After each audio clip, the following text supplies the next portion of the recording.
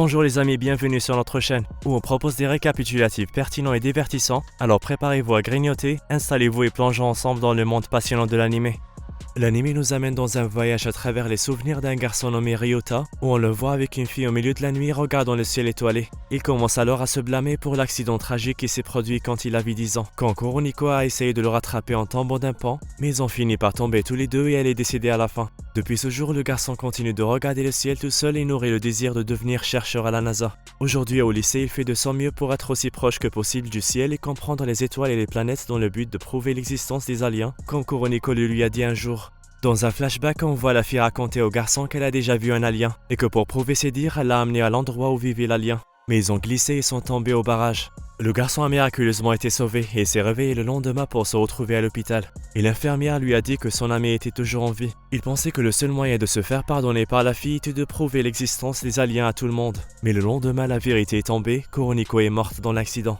À l'école, les camarades du garçon le félicitent pour être classé premier à l'examen national blanc qu'ils ont passé il y a quelques jours. Soudain, leur professeur leur présente une nouvelle élève transférée nommée Nico. Et Ryota est choqué de voir qu'elle ressemble exactement à sa vieille amie Kuroniko. Il aborde et lui dit qu'il avait l'habitude de traîner ensemble et pour prouver son point de vue, il lui demande de lui montrer ses aisselles car la seule chose dont il se souvient d'elle est les 3 grains de beauté qu'elle avait sous les bras. Mais comme il fallait s'y attendre de la part d'une nouvelle étudiante transférée, elle le gifle et lui demande de rester à l'écart. Le lendemain, pendant le cours de natation, le garçon admire la beauté de la nouvelle fille. Mais soudain, une de leurs camarades se coince la jambe dans le filtre de la piscine. L'élève transféré se dit que 2 élèves sont censés mourir. Mais heureusement, la fille est sauvée juste à temps. Après l'école, le garçon se rend à l'observatoire qui est considéré comme le bureau du club d'astronomie. Soudain, alors qu'il observe le ciel, Nico entre dans la pièce. Le garçon profite de cette occasion pour s'excuser de ce qu'il a dit le premier jour et explique exactement qu'elle ressemble à une vieille amie à lui. Il lui révèle ensuite qu'il est le seul membre du club d'astronomie et si personne ne le rejoint à la fin de l'année, l'école fermera l'observatoire. La fille lui révèle soudain que 2 élèves étaient censés mourir ce jour-là. L'une d'eux est la fille qu'on a vue précédemment et qui a été sauvée miraculeusement, et il pourrait être le second s'il manque le prochain bus. En sortant, elle s'arrête remarquant les constellations sur le mur. Essayant de le compter, le garçon remarque qu'elle ne sait pas que c'est des tables de multiplication. Il se rend compte qu'elle n'a jamais fait de sport, ce qui est très bizarre pour une élève d'un tel lycée. Il a des filles au bras de fer, mais elle le bat facilement. Le garçon choqué vérifie son bras et il est surpris de le trouver plus maigre que musclé. La situation devient encore plus bizarre lorsque la fille prend un radioamateur dans son sac pour passer un appel. Et à la fin lui dit qu'il mourra même s'il rattrape le dernier bus. Il lui suggère donc de passer la nuit à l'observatoire. Le garçon ignore son avertissement et risque sa vie en sortant pour vérifier si ce qu'elle dit est vrai. Mais il se met à pleuvoir de façon inattendue et le garçon se retrouve piégé dans une avalanche et un rocher qui se dirige vers lui. Heureusement, Nico réapparaît et utilise sa magie pour diviser le rocher en 2, laissant le garçon en état de choc. Elle révèle qu'elle est une sorte de magicienne et qu'elle peut prédire l'avenir, affirmant qu'elle a acquis ses compétences lors d'une expérience scientifique. Le garçon n'écoute pas vraiment ce qu'elle dit et se concentre sur son bras, en essayant de voir les 3 grains de beauté de son ami, mais il n'y parvient pas. La jeune fille fait de son mieux pour cacher son identité, et avant de partir, elle demande au garçon de garder le secret ou elle sera tuée. Le lendemain, le garçon se réveille, prépare son petit déjeuner et pense à ce qui s'est passé la veille, puis décide de poursuivre son enquête. Pendant le cours, on demande au garçon de donner à Nico son devoir de classe parce qu'elle était absente, et par coïncidence, il se trouve qu'elle habite près de l'observatoire. En se rendant chez elle, il croise des véhicules blindés des forces d'autodéfense et se demande s'il ne s'est pas passé quelque chose. Puis il continue son chemin jusqu'à l'adresse de la jeune fille, où il la trouve en train de laver des vêtements et de chanter. Il lui remet alors le devoir et lui demande de le rendre le lendemain. La jeune fille refuse de le rendre en disant que la seule raison pour laquelle elle a été transférée dans leur école était de sauver les 2 étudiants qui étaient censés mourir, et qu'après avoir accompli sa mission, elle n'ira plus à l'école. De plus, la jeune fille n'est jamais allée à l'école auparavant et a passé les 10 dernières années de sa vie dans le laboratoire. Elle ne pense donc pas vraiment y retourner. Après avoir appris cela, le garçon insiste encore plus pour qu'elle continue à aller à l'école. Mais elle lui demande de partir. Le garçon est déçu, mais en sortant, il se rend compte qu'il a oublié de lui montrer le guide du voyage d'été. Il se précipite donc vers elle et en chemin se demande comment, malgré le fait qu'il soit rejeté à chaque fois, il continue d'essayer de se rapprocher d'elle. Alors qu'il arrive chez elle, il entre sans frapper et entend sa voix parler de lui avec quelqu'un d'autre, disant qu'ils ne peuvent pas être amis de peur qu'il soit tué à cause d'elle. Et il apprend aussi qu'il ne vit pas longtemps et qu'il n'est pas donc vraiment intéressant pour elle de se lier d'amitié.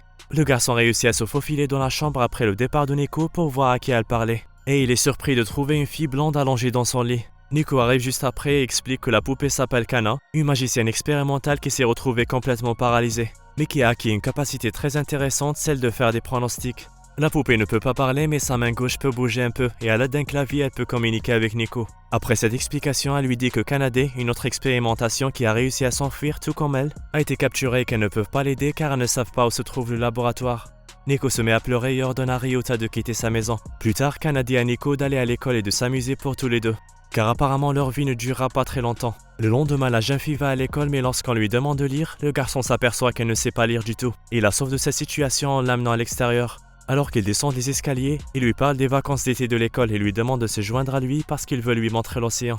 Soudain, Kana les appelle après avoir vu une annonce d'une femme en rouge qui va être renversée par une voiture dans les 15 minutes à venir dans le magasin de curry près de leur école. Alors qu'ils sont pressés de la secourir et sont arrêtés par une femme en rouge qui étonnamment s'est avérée être la cible visée. Le léger retard résultant de leur rencontre opportune a effectivement empêché l'accident catastrophique de faire des victimes. Ailleurs dans un laboratoire, une jeune fille supplie un homme ressemblant à un médecin de la laisser partir en insistant sur le fait qu'elle est innocente. Mais l'homme déclare que quiconque verra les sorcières pratiquer la magie sera tué, et donc les sorcières. Il ordonne donc aux autres hommes du laboratoire de la tuer et de trouver les autres sorcières. De retour à la maison de Neko, le garçon surprend les filles avec des plats savoureux, et Neko révèle qu'elles n'ont pas mangé un vrai repas depuis des lustres. Le soir, elle lui dit qu'elle veut voir l'océan et qu'elle ira avec lui. Puis soudain, elle commence à saigner du nez. Après avoir été absente à l'école pendant quelques jours, Neko se présente finalement couverte de bandages et refuse de révéler la véritable cause de ses blessures. Le lendemain, la jeune fille est de nouveau absente. Ryota s'inquiète et va la voir. En arrivant chez elle, le garçon entend la voix de Kana qui appelle Neko mais elle ne répond pas. Il se met donc à sa recherche et la trouve en train de nager dans son propre sang. Il essaie de comprendre ce qui se passe mais elle lui demande de l'amener dans la cuisine, où elle lui explique que les sorcières comme elle doivent prendre des gélules appelées suppresseurs de mort toutes les 30 heures, et que si elles ne le font pas, leur peau commence à se fondre et le sang coule de tout leur corps. Et après 35 heures, leurs organes commencent à fondre et elles meurent. Malheureusement, il ne leur reste que des gélules, ce qui signifie que 5 jours seulement pour eux deux. La fille prend sa gélule et s'endort alors le garçon sort pour couper du bois. Au bout d'un moment, Neko se réveille, fait bouillir de l'eau et sort pour remercier le garçon de son aide. Mais il remarque soudain qu'une fumée se dégage de la cuisine. Le feu commence à tout dévorer et le garçon se précipite pour sauver Kana, tandis que Neko éteint le feu mais malheureusement toutes les gélules ont été brûlées et les filles ne savent pas où elles peuvent en trouver d'autres. Heureusement, Ryota a mémorisé le code d'identification des gélules et a pu déterminer qu'elle avait été fabriquée par Dresden Pharmaceutique dans une usine située à Takayama.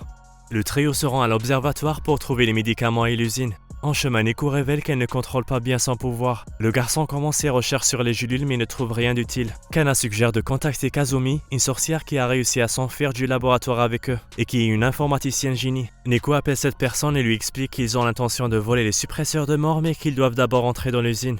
Kazumi refuse de travailler avec eux à moins qu'elle ne prenne la moitié des gélules. Et avant qu'il ne conclue le marché, Kana reçoit une prévision de Neko se faisant tuer par une autre sorcière appelée Saori. Kana explique à Ryota comment les magiciens sont classés. Le rang le plus élevé est 3 fois A et le plus bas est C, et Saori fait partie des magiciens les mieux classés. Le trio est montré en train d'essayer d'élaborer un plan pour changer le futur. Alors Neko explique que si une personne appuie sur l'interrupteur d'un harnais de magicien qui est planté derrière son cou, elle perdra la capacité d'utiliser la magie. Elle révèle alors l'existence de 3 interrupteurs. L'un est le bouton Hang Up qui en l'appuyant arrête d'utiliser la magie pendant un jour. L'autre est le bouton Eject qui en l'appuyant la personne meurt. Et le dernier est inconnu, la seule chose qu'ils savent à son égard c'est qu'il peut causer quelque chose d'encore pire que la mort. Neko et Ryota mettent au point leur plan pour attirer Saori qui garde l'usine et appuyer sur le bouton d'éjection de son harnais. Mais avant d'entrer dans l'usine, la fille donne une lettre à Ryota et lui demande de l'ouvrir lorsqu'il sera seul. Les deux se séparent et une fois que le garçon est entré dans l'usine, il lit la lettre et découvre que Neko avait prévu de se sacrifier comme elle leur depuis le début, afin qu'il puisse avoir les gélules et s'enfuir. Ailleurs, la fille est montrée en train de se combattre Saori seule, mais Ryota la suit et alors qu'elle se cache, il aperçoit les 3 grains de beauté sous son bras, ce qui signifie qu'il s'agit bien de sa vieille amie.